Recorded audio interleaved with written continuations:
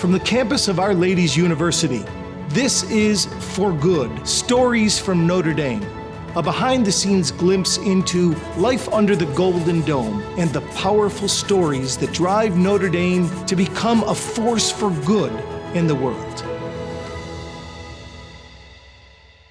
Welcome, everyone, to the University of Notre Dame. It's great to be with you. Thanks so much for tuning in.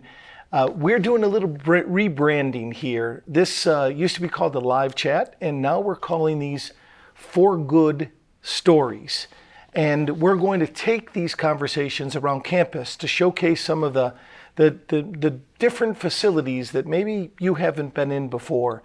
And we're really thrilled today to gather at Corby Hall, which is the center of the Holy Cross community here on campus. It was actually built in 1893 originally, and then in 2020, Corby Hall was taken to the ground and rebuilt, but many people can't even notice that it's a new building because it was rebuilt very much in the format, and the statue of Father Corby is out front. There's the yoke of the oxen that right outside these doors in this beautiful Soren reading room that Father Soren and 7 Holy Cross brothers used with the oxen to come up from Vincennes, Indiana, to found the university in 1842. The reason why we're calling these conversations For Good, of course, comes from Father Soren's original vision that Notre Dame would become one of the most powerful means for good in all of society. And so that's what we're trying to make sure that we don't forget and we bring to the forefront in all we do. In Corby Hall here, Fathers Ted and Ned Hesberg and Joyce lived here for over 50 years. And we're going to be joined today by a member of the Holy Cross community, our 17th president, Father John I. Jenkins. So John, thanks so much for joining us this afternoon. And so tell us, what does this space mean to the Holy Cross community, and how has this kind of opened up new ways for you guys to gather? Well, it's great to be with you, Lou. Great to be with your audience. Thanks for this conversation. Yeah, we're in Corby Hall here. It named after the famous president of Notre Dame and chaplain to the Fighting Irish Brigade in the Civil War, Father Corby. And this is the space where the Holy Cross community gathers. And let me tell you why that's so important for us. Most of us, like myself, live in the residence halls. I live with the graduate students, or in the undergraduate residence halls. And so, which is wonderful. You get to interact, you enter into the lives of young people in a beautiful way and minister to them and have a conversation with them. But I think everyone would appreciate, you also need to kind of draw back. You need a space where you can be with, adults and kind of just have some time. We have 3 important activities here. We pray here. There's a beautiful Holy Spirit chapel. We have meals here, meals in common here. And it's just a place to come, like this reading room, read a newspaper or have a conversation, relax. So it kind of helps you to kind of refresh yourself, to go back. And again, we it's beautiful to be with these students, but it's always good to step back and to be with the community. So it's just a lovely building. We're so grateful to J. Mary Flaherty, which gave the gift that made this possible, this renovation, this rebuild possible. And the most spectacular thing about it, it's a beautiful building in itself, but it takes beautiful advantage of St. Mary's Lake out there in the grotto. It's just, I say it's one of the most beautiful settings in the whole country, I think, to be in. And it's a great place to refresh yourself. Yeah, it's a spectacular setting, and how they were able to kind of build it right into the grotto to keep this sacred space here stronger than ever. It's wonderful. So keeping with the Holy Cross kind of theme here, when I think of you, and I'm sure many of you, is you've been president of the University of Notre Dame now, you're in your 19th year, but I think we think of you first and foremost as a member of the Congregation of Holy Cross and as a religious, as a priest.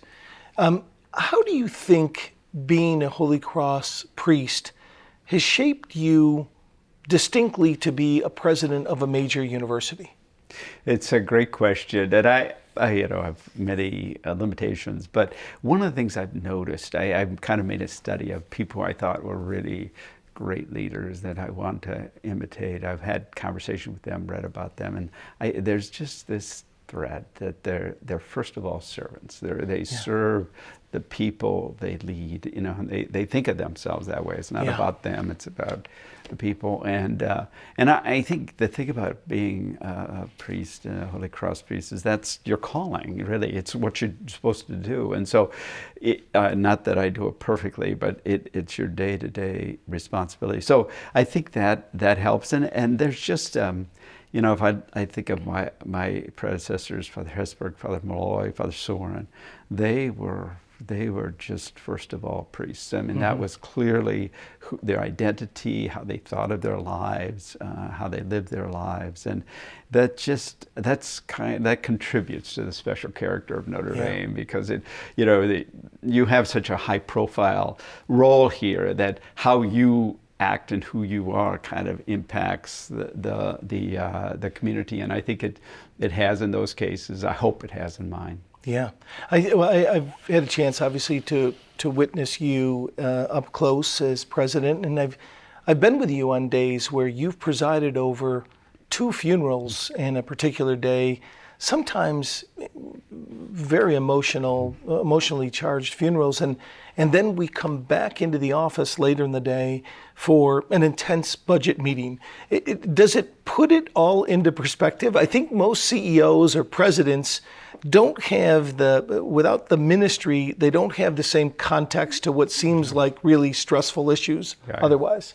Yeah, we've talked about this as sort of having the why. I mean, it does give you the why. And so why are you doing this budget meeting that are often contentious or dull or whatever? You're doing it for this bigger purpose. Yeah. And really, I think that the people who serve Notre Dame or were generous to Notre Dame, they feel this deeper connection, so that, when they die, they want a funeral here, and you have that kind of deeper connection with them, and it's a great privilege, and I'm grateful for having it, and grateful for being a place where I can make that prominent as part of my work. Well, I think this Corby Hall and the community keeps you grounded and centered in ways that are unique to most presidents. So we're 6 weeks into a new, very busy school year. What are some of the highlights so far to start this academic year? Well, it's been great. I think I have to mention, we had an opening mass on a Tuesday at 5 o'clock. I got on a plane immediately after that, went to Ireland. Yeah. And that was just a magical few days. I mean, we had a remarkable entertainment with Irish dance and music. We had academic events there. We had a mass with 6,500 people in the Dublin Castle, and a great game. But most of all, it was the spirit of the Irish people who were so welcoming. Yeah. And it was such a big thing for them. And the Notre Dame group, who were just delighted to be there. So I think that's what made it special. So that's one thing I'd mention. Yeah. I think the next week we had a game against Tennessee State, and it wasn't so much about football. It was about something more, because that's a HBCU, a historically black college university, and those institutions, they educated African American leaders through the Jim Crow era, through segregation. The great leaders of like Martin Luther King were educated at those places, and really it was a celebration of their wonderful educational tradition. And the South Bend community got involved in a great way, and it was just a great celebration of that. So that's the second thing I mentioned. We also we have our forum on democracy. We had one of our keynote speakers this past week was Justice Elena Kagan, who gave a really important talk, a wonderful talk. We've had, I think, her and I think 3 or 4 other justices come to campus in the past year or so, and that's great to have them be here. So that's been great. But most of all, I think just the vibrancy and energy of our students, they kind of make this place. That's what gives me life and energy to see them around. So, I was talking to somebody from one of a top 5 law school, and I was asking, because around here you start to take it for granted that we've had 4 or 5 different, Supreme Court justices come and give presentations on campus. And I said, is it like that everywhere? What is it like at your top 5 institution? And they said that they had 2 Supreme Court justices in the last 20 years. And here, it's common, but it's also common that we're welcoming them from different sides of the aisle. Yeah. And I think that says a lot to your leadership. We'll talk a little bit more about that later. In June, just before this academic year started, it was announced that Notre Dame had been admitted into the AAU. Tell us a little bit about the AAU, and what do you think the significance is of that for Notre Dame going forward? Yeah. I'd say, just to give some background, universities, this is simplifying a very complex reality, but they do 2 things. They educate people, great, talented people, give them an education, they go out and have an impact in their profession. And that's really important part of what Notre Dame does. And we've always been known as a great undergraduate institution, forever, really. And so that's always been important. But there's another thing universities do, like ours, and that is our faculty are kind of the top of their field, and they write books, and they do experiments, and they produce works of art, and that has an impact too, in addition to the education they do. And that second thing is something we focused on in the past few decades. And the AAU is an association of the top research universities. So that aspect of universities that focus on research, discovery, creation of knowledge, that there are 71 of them, the best in the world, and Notre Dame was invited to that. About half of those, about 35, are big state universities, half are private universities, and that's really our group.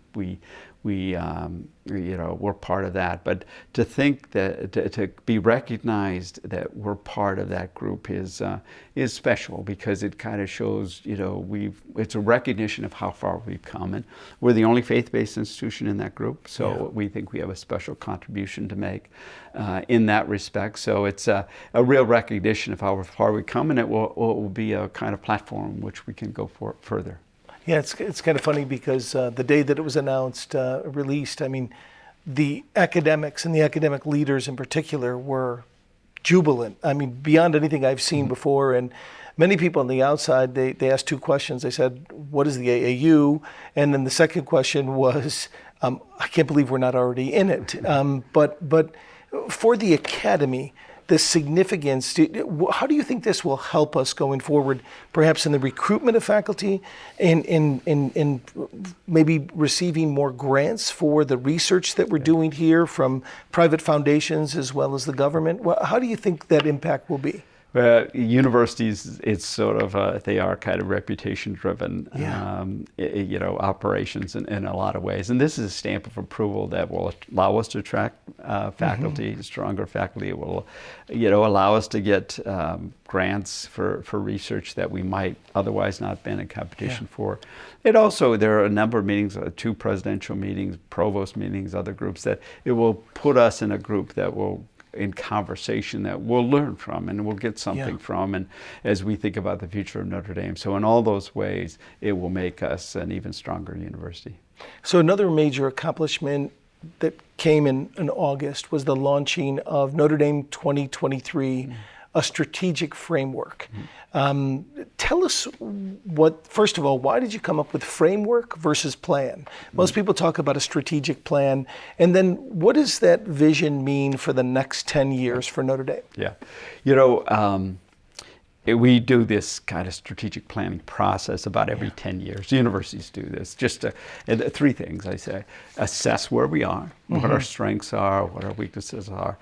Look at the environment, the nation, the world, what are the needs, what are the opportunities, and kind of to chart a course for the future. And so that's what it attempts to do. Now, I think your listeners will know that, it's hard to say what's going to happen in 10 years. You look back 10 years ago, there's so many changes since then. But so you can't have a highly detailed plan, but what you can have is a set of directions, a set of emphases that, will develop into more detailed plans. And we want to strengthen our colleges and departments, and that will be critical. But a few areas we think we can make a contribution in: democracy, poverty, ethics, sustainability, and global Catholicism. So those are sort of key emphases.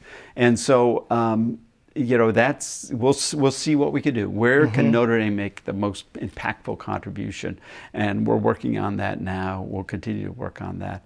The other thing I'll say, just about that plan, if you look at that list of embassies, they all come out of our Catholic mission. Every one of them. Yeah. Why are we interested in poverty? Well, we're interested in poverty because that's part of the Christian tradition. We're interested in ethics because that's what we should be about, or all the same with the global Catholicism. So that informs everything in a certain way and shapes it all, and allows Notre Dame, will allow Notre Dame to have the impact, the special impact that it needs to have. So the Catholic character undergirds everything about this strategic kind framework. of whole orientation of it. Yeah. Why framework?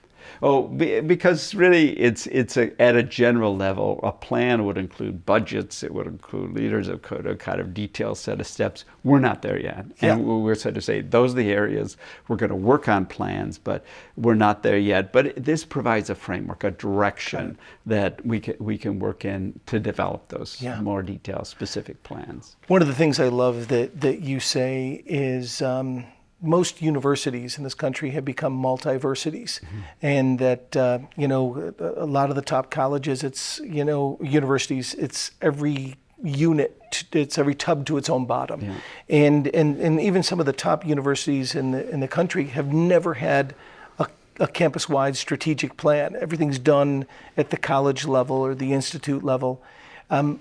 You've challenged us in this framework to think more institutionally, to transcend some of the silos that typically, divide and separate. Tell us more about your thinking and that format. Yeah, there's a famous president of the University of California system who had this funny line. He says universities are a set of units connected only by a common heating and plumbing system, and sometimes that's true. I mean, they just have nothing in common. But Notre Dame has to be different. Why? It's got a mission that should unite us, that should bring us together. Second, we're not that big. We're not, Ohio State that has 66,000 students. We can kind of work together, and I give credit to our provost, John McGreevy, who's emphasizing this. We need to think as an institution because we're stronger if we can bring all our resources to bear on the issue of poverty or the issue of sustainability or whatever, rather than just this particular unit. So I think we can do this. I think it's a comparative advantage for Notre Dame, and it better reflects our mission if we're working together, thinking as an institution on the challenges we face. And it helps us with some of those big issues like poverty, global Catholicism, to think from across departments and to bring different experts together. Tom Burrish, our former provost, said, he says, look, problems we face don't divide themselves into history, engineering, physics. They have dimensions in all those things. And so if you want to solve the problem, you'd have to bring together physicists and engineers and historians, et cetera, et cetera. So that's what we can do, I think, at Notre Dame. So one of the challenges of any leader is transitions within his or her own team and direct reports. And especially in your 19th year, you've experienced more than a few of them. Great leaders like Tom Burrish and John Affleck Graves, and now to have people in place like John McGreevy and Shannon Cullinan. Most recently, it was announced that Jack Swarbrick, after 17 years, will be stepping down as athletic director, and Pete Bavacqua is here on campus kind of mentoring, is going to step in. Tell us about some of the new leaders to your team and what excites you about them. It is, our success is about the people and the key positions. You can have the biggest endowment or whatever in the world if you don't have the people leading. So I've been blessed with great leaders, and new positions are very important. Notre Dame in athletics has one of the most challenging jobs. The AD is one of the most challenging jobs. Why? Because high expectations for us athletically and academically. It's the only AD that has media contract. Other schools do it through their conferences, but Right. Notre Dame has its own with NBC.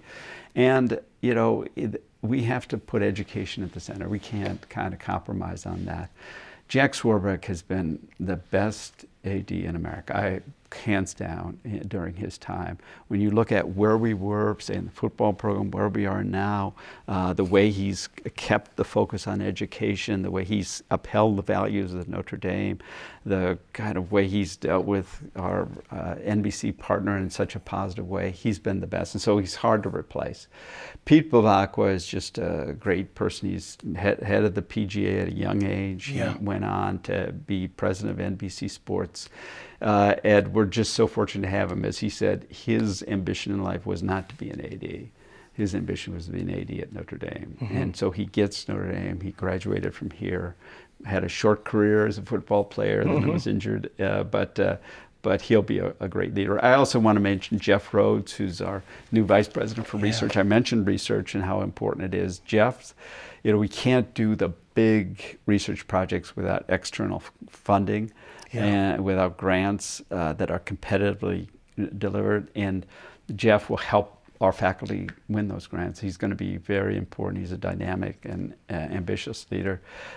Pedro Ribeiro is coming just next week. He'll be in charge of communications and public affairs. Notre Dame has a more prominent role in Washington, D.C. these days.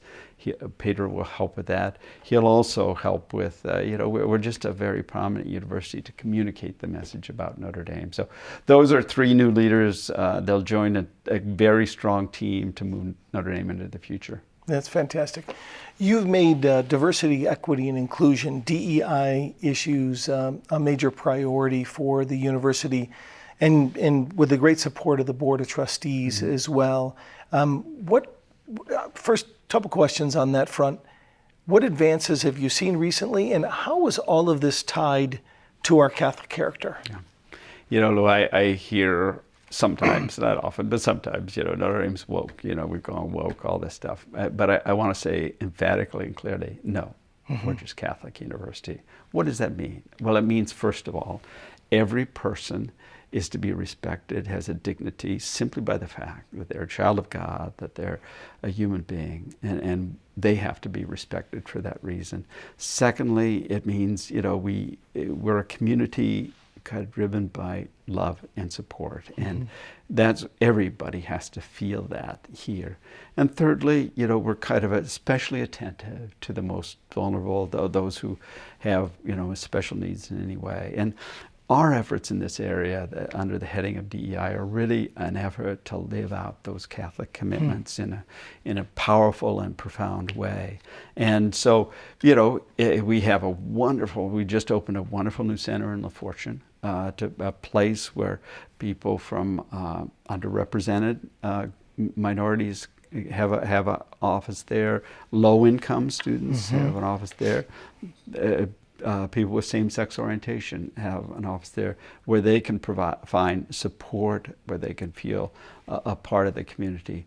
If anybody in the Notre Dame family, in our campus community feels they're not at home here, they're not welcome here, they're not supported here, we're not the Notre Dame that we need to be. And we need to be the Notre Dame we need to be. Why? Because that's our mission. And so that's what we want to emphasize, and we made great progress in that. We have Hugh Page, who's a wonderful faculty member and colleague who leads our efforts in this area.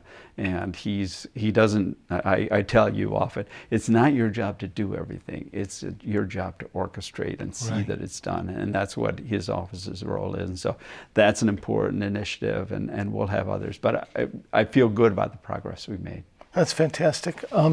So one of the major issues on college campuses is the freedom of expression.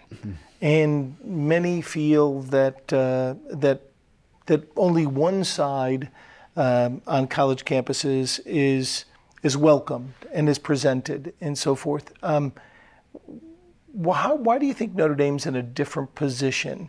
And how do you think we have embraced having speakers from different sides of the aisle respectfully present here, as well as encouraging within a Catholic university the freedom of inquiry and debate and discussion. Yeah.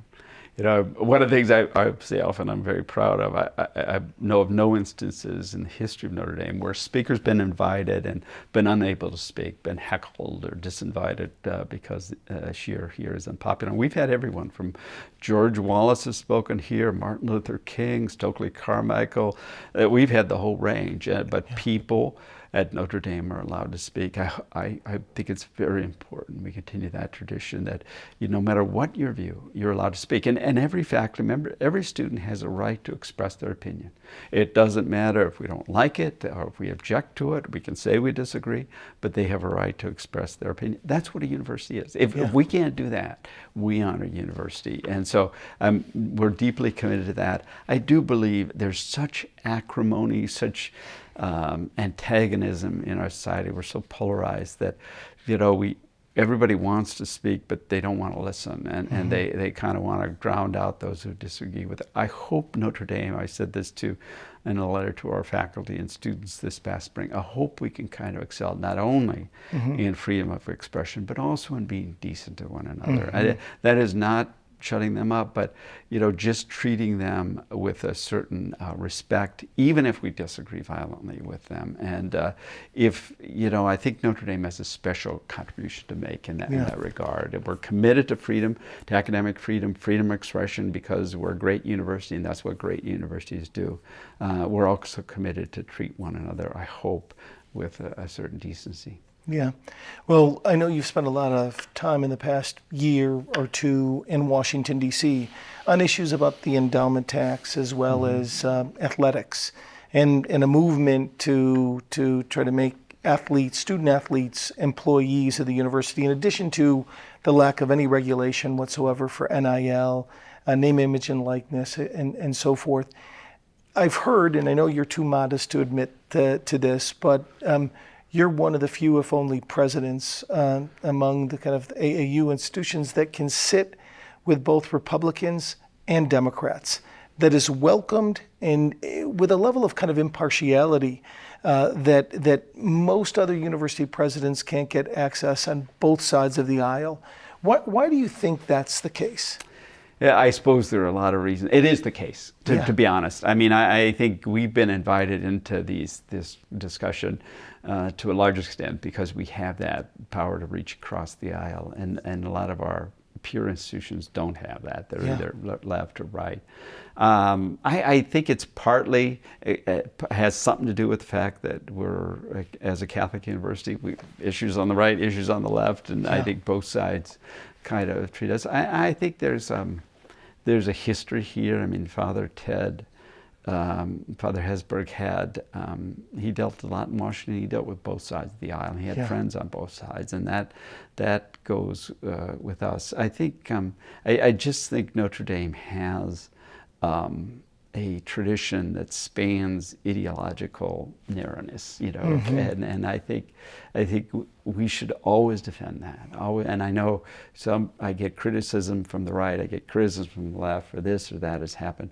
That's great. If I'm being criticized from both sides, I think I'm in the right place, and I hope we can continue that at Notre Dame. I do think our student body, our faculty, I do think we have a broader range than other peer institutions, and I hope we continue that because it makes us richer intellectually. Yeah.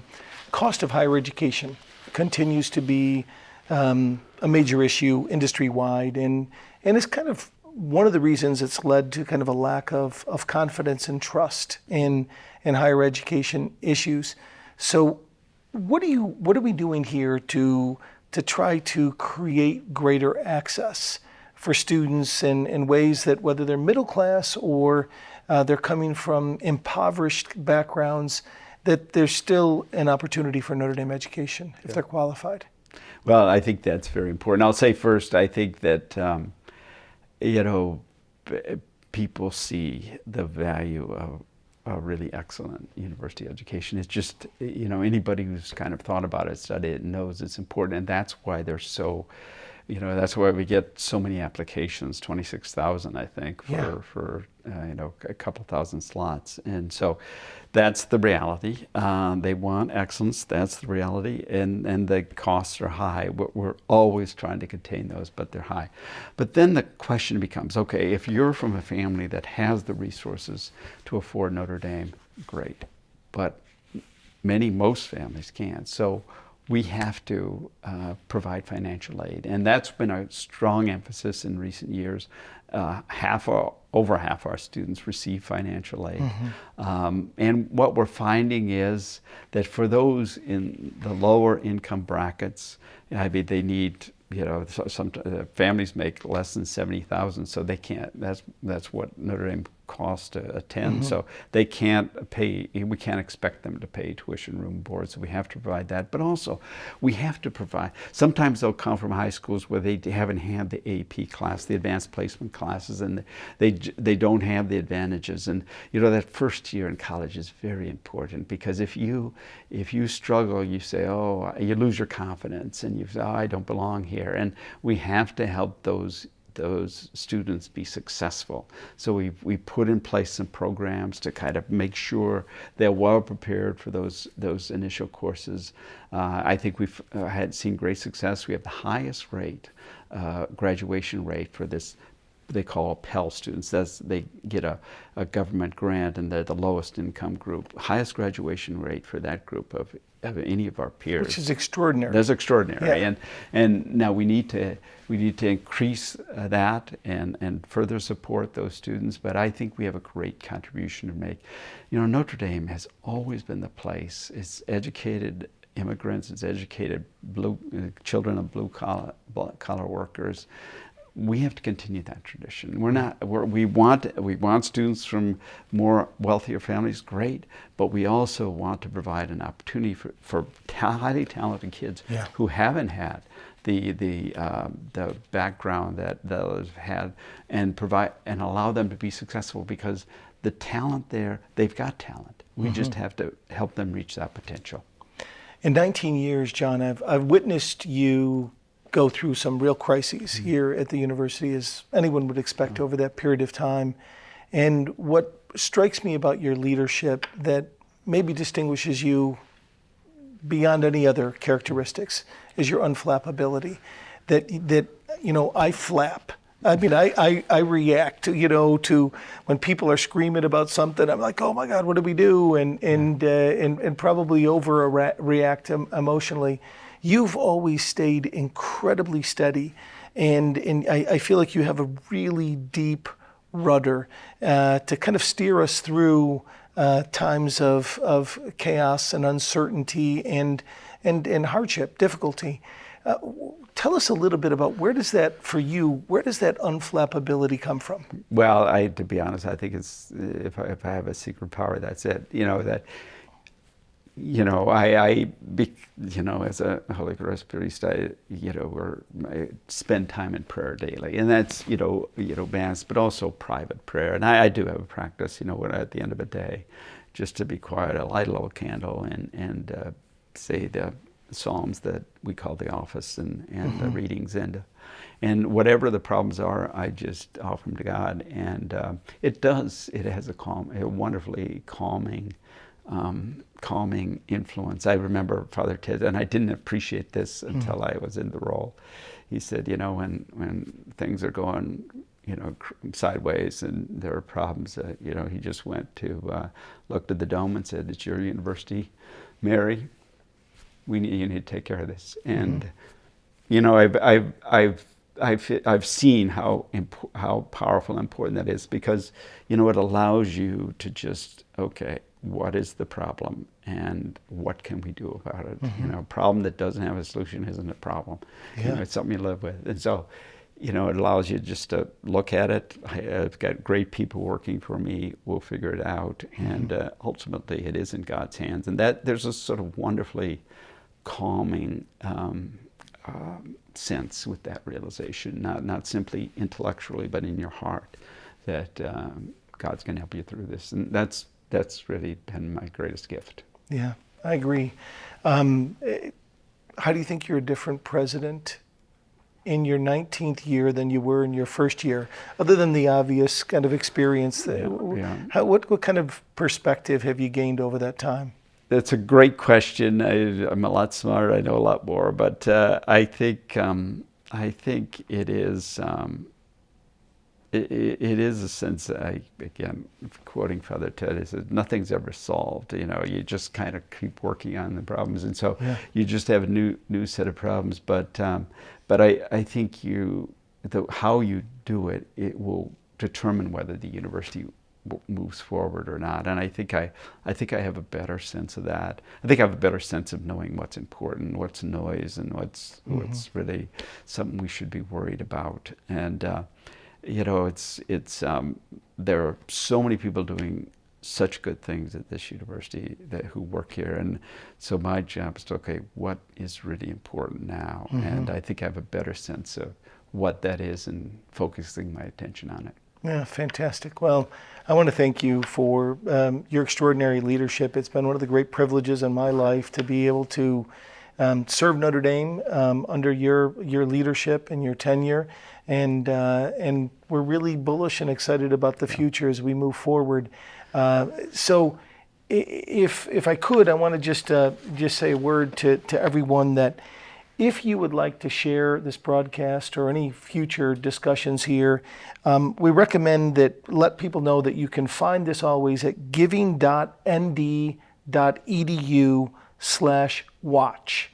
So it will always be there. And also you can go to the ND Loyal YouTube channel, and you can always find this recorded there. So if you'd like to share that, you can even push this out to friends and family if you'd like. Father John, could I ask you to close our session with first a blessing for all of our viewers and listeners, and then maybe lead us in closing with a prayer to Our Lady. Okay, I'll do that. And I want to thank you, but I also want to thank your audience. You know very well, and I know we simply couldn't do most of what we do at Notre Dame if it weren't for the generosity of the people who support us, many of whom are listening to this. And I want to just say to all of you, from the bottom of my heart, thank you. Thank you for your support. We are doing this together, and Lou knows this, I know this, and we're just deeply grateful. So let me just give you a blessing. Lord God, we thank you for all our gifts, and we thank you for the opportunity to serve your people here at Notre Dame. We thank you for these wonderful members of the Notre Dame family who support us. We ask your blessing on the work of Notre Dame, on all its faculty, staff, student, alumni. We ask your special blessing on our audience and all who are dear to them. Be with them always and guard them and guide them. And we ask that Our Lady watches over them and intercedes for them. And we ask your blessing on them in the name of the Father, and the Son, and the Holy Spirit. Amen. Amen. Thank you. Thank you so much, Father John. Take care. God bless, and go Irish.